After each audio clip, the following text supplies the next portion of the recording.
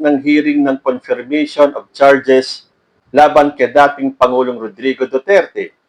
Umuusad na rin po ang impeachment case ni Vice President Sara Duterte. Nakisabay pa yung 18 Marines, well, ex-Marines yata yung mga yan, na kahit na anong gawin ng kanilang director na si Mike Defensor, ay nakita po kagad yung mga loopholes, yung mga drama, yung mga pag-edit ng mga pictures, at yung kredibilidad ng 18. Timing na timing ang paglabas itong 18 para sa EDSA People Power Revolution Anniversary.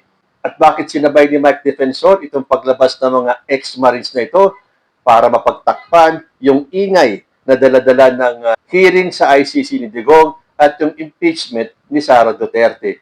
Kitang-kita po natin yung pattern talaga. Ganyan po kumilos ang mga DDS. Kapag mayroong mabigat na balita tungkol sa kanila na naglalabas ng baho ng mga Duterte, hahanap po sila ng balita para to counter, para mabawasan yung galit ng tao sa pamilyang ito.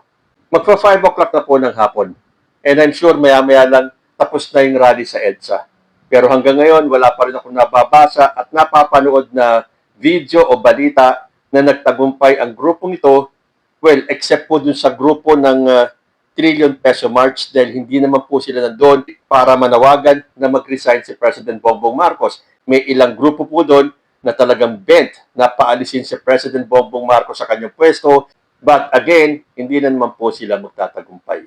So sa mga isyong yan, hindi na po nananahimik ang ating mga kabataan. They speak out. So yung sinasabi sa survey ko noon na 80% ng mga kabataan ay para kay Sara Duterte, that is a big lie. So magbasa po tayo ng mga comments ng ating kabataan tungkol sa hearing ni Duterte, sa impeachment ni Sara, at dito sa pasabog ng mga ex-Marines. Pero siyempre bago yan, suot po muna natin yung ating magic salamin. Okay, sabi po ni Greco Belgica, hindi ako magulat kung si Sara naman ang susunod pa-isyuan ng ICC warrant dahil tila yan na ang strategy ng administrasyon ang ipakulong ang mga kalaban sa politika imbis na talunin sa eleksyon. Sagot sa kanya ni Jomar Bolinaw, kailan pa naging hawak ng administrasyon at ng gobyerno ng Pilipinas ang ICC? Ang administration ba ang nagsasampa ng kaso sa ICC? Di ba ang mga biktima ng EJK? Alam mo ang malinaw dito? Kung malinis yung mga amo mo, walang ilalabas ang ICC na warrant sa kanila. Dahil hindi naman yung kagaya sa Pilipinas na kayang magpakulong ng tao kahit gawa-gawang ebidensya lang. Anong sinasabi mo na pinapakulong ng administration imbis na talunin sa 2028? Anong magagawa mo kung mga kriminal yang mga amo at nalabasan ng warrant? Di ba nga dapat matuwa ka kasi nakukulong yung may mga kasalanan? Tumpak ang sinabi ni Jomar Bolinaw, anong kinalaman ng administrasyon ng gobyerno ni President Bongbong Marcos sa mga desisyon at galaw ng ICC? Tuloy po natin. Sa sinabi naman ni Senator Robin Padilla na posibleng pagtandem ni Sara Duterte at ni Amy Marcos, sabi ni Robin Padilla, panahon na para maramdaman ng mga Pinoy ang girl power na sinagot ni Jared Madisgi. Hindi power ng kababaihan ang gusto namin, kundi serbisyo sa bayan. Aanin mo ang pagiging girl power ng mga yan kung hindi naman sila magsisilbi sa taong bayan. Nasa gobyerno na sila at nasa posisyon. Bakit ang pinapakita nila ay paninira sa gobyerno at sa administrasyon ni Marcos? Imbis na tulungan ang presidente, sila pa mismo ang sumisira. Girl power ka pa, Robin? Wala kayo sa pelikula, uy. Pero mukhang balita natin hindi si Amy Marcos ang gagawing vice president ni Sara Duterte. Ibig sabihin, yung pagiging sunod-sunuran ni Amy Marcos sa mga Duterte, wala rin naman palang kahihinatnan. Kawawa naman si Amy. Next natin, statement ni Cathy Binag sa mga nang-aapi kay VP Sara, plus the fact na kinidnap ang kanyang ama at dinala sa dahig Maghanda-handa na kayo. Ito yung sinasabi kong pagbabanta ng mga DDS na maghihiganti sila. Paghihigantihan nila lahat ng mga nang-api kay Sara Duterte. Tapos, di ba, sabi ni Sara Duterte, wala sa kanyang katauhan ang paghihiganti. Sagot naman sa kanya ni William Melendras, kinidnap si Duterte. Ganun na pala ang kidnap sa panahon ngayon? Nababalita sa TV at may warrant of arrest? Or sadyang mga bobo lang talaga kayo sa batas? Bakit kami maghahanda? Inapi namin si Sara Duterte? Kasalanan ba namin na magnanakaw siya at tamad?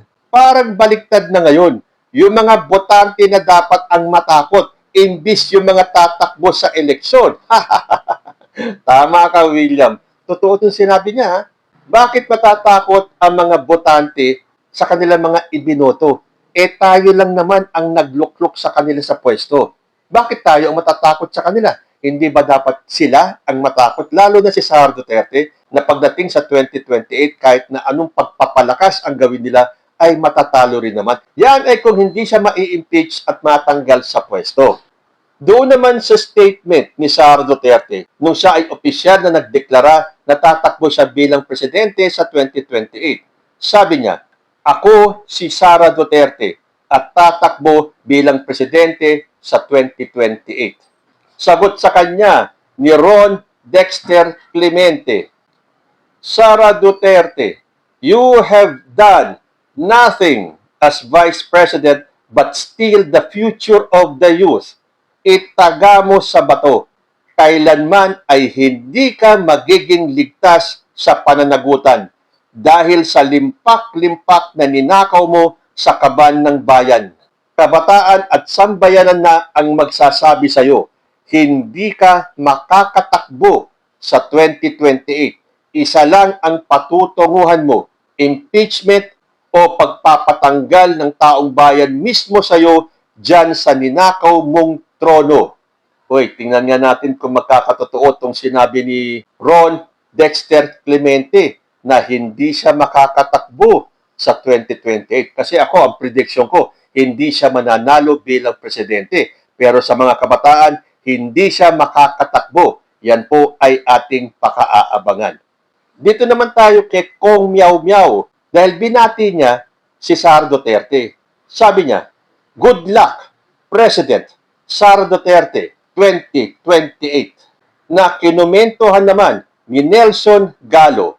Sabi ni Nelson, parehas baliw lang talaga magkakaintindihan.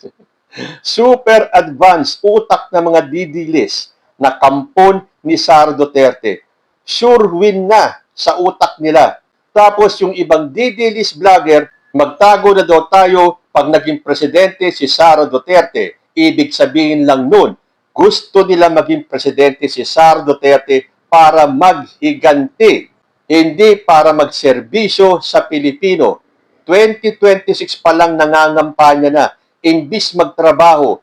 Kung hindi ka magtratrabaho, Sara, mag-resign ka. Kung ang iniisip mo agad ay tumakbo bilang presidente. Excited ka maging presidente, wala ka pang napapatunayan bilang vice president ng bansa. Pero bayaan na lang po natin, hindi po masama ang mangarap. Diyan nga natin mapapatunayan kung totoo yung mga pinapakalat nila mga survey na mataas ang rating ni Sara Duterte.